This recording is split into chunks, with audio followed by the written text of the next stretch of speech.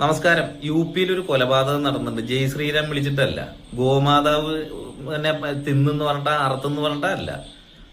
അതുകൊണ്ട് തന്നെ നമ്മുടെ കുണ്ടനജോ കിളിമാനൂർ ഉസ്താദ് ബാക്കി സുടുക്കളൊന്നും അറിഞ്ഞിട്ടില്ലെന്ന് തോന്നുന്നു. അവരിത് കൊടുക്കുകയില്ല. പിന്നെ നമ്മുടെ കേരളത്തിലൊരു വാർത്ത കൊടുത്തിട്ടുണ്ട്, അത് കൊലപാതകം എന്ന് പറഞ്ഞിട്ടാണ്.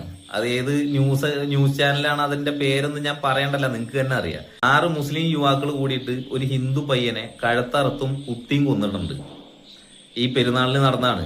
അവന്റെ വീട്ടിലിരിക്കുമ്പോൾ അവനെ നിർബന്ധിച്ച് വിളിച്ചിട്ട് വന്ന്, ആ പയ്യൻ പറഞ്ഞാണ് ഞാൻ വരണില്ല എന്ന് പറഞ്ഞിട്ടും ഇവരെല്ലാരും കൂടി നിർബന്ധിച്ച് വിളിച്ചിട്ട് വന്ന് അവരുടെ വീട്ടിൽ കൊണ്ടുവന്ന്, അതിനു മുമ്പ് ഇവർക്ക് ആടിനെ കട്ട് ചെയ്യണത് കാണണമെന്ന് പറഞ്ഞ്.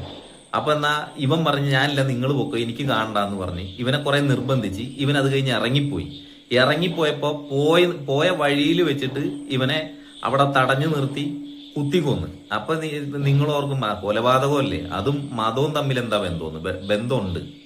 ഈ കൊന്ന പയ്യൻ രക്ഷപ്പെട്ടിട്ട് അവന്റെ ഇൻസ്റ്റാഗ്രാമില് അവന്റെ മതത്തിന്റെയും പഠിച്ച ആ പാഠത്തിന്റെയും ഗുണം അവൻ അവിടെ എഴുതി വെച്ച്, ഞാൻ ഈ ചെയ്ത കൊലപാതകത്തിൽ സ്വർഗത്തിൽ എന്തൊക്കെ കിട്ടുമെന്നുള്ള അവൻ ആ ഇൻസ്റ്റാഗ്രാമിൽ എഴുതി വെച്ച്.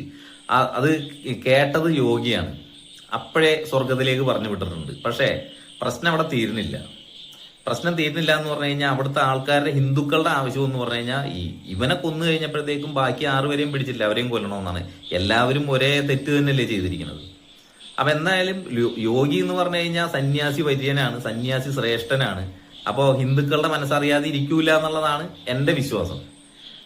ഈ യു പിയിൽ ഒരു കൊലപാതകം നടന്നത് ഇത്ര കണ്ട് നിങ്ങൾ പറയാ ഒരു വാർത്തയേക്കണം എന്താന്ന് ചോദിച്ചു കഴിഞ്ഞാല്, യു പിനെക്കാട്ടിയും നമ്മൾ പേടിക്കുന്നത് കേരളത്തിനെയാണ്. അവിടത്തേനെക്കാട്ടിയും കൂടുതൽ തീവ്രവാദികളുള്ളത് ഈ കേരളത്തിലാണ്. നിങ്ങൾ അത് മനസ്സിലാക്കണമെന്നുണ്ടെങ്കിൽ വേറെ എങ്ങോട്ടും പോകേണ്ട, വേറെ ഒരു ചരിത്രവും വേണ്ട, എന്റെ കമന്റ് ബോക്സ് നോക്കിയാൽ മതി. എന്റെ കമന്റ് ബോക്സ് നോക്കിക്കോ, ഇതല്ലെങ്കിൽ ഇതിന്റെ താഴത്തേക്കുള്ളത് നോക്കിക്കോ, ഇതിലെന്തായാലും വരാതിരിക്കൂല. നിങ്ങളൊന്ന് നോക്കിയാൽ മതി, ഒന്ന് ജസ്റ്റ് വാച്ച് ചെയ്താൽ മതി. പിന്നെ ഇവിടുത്തെ ഈ അന്തംകമ്മി പാർട്ടിയിലും കുങ്ങി പാർട്ടിയിലും നിൽക്കുന്ന ഹിന്ദുക്കളോട് തലയ്ക്കോളം ഇല്ല എന്നുണ്ടെങ്കിൽ ഇറങ്ങിപ്പോവും. നിങ്ങൾ BJP-യിലേക്ക് വരണ്ട, ഒരു പാർട്ടിയിലും ഇല്ല എന്ന് പറഞ്ഞിട്ട് ഇറങ്ങിപ്പോവും.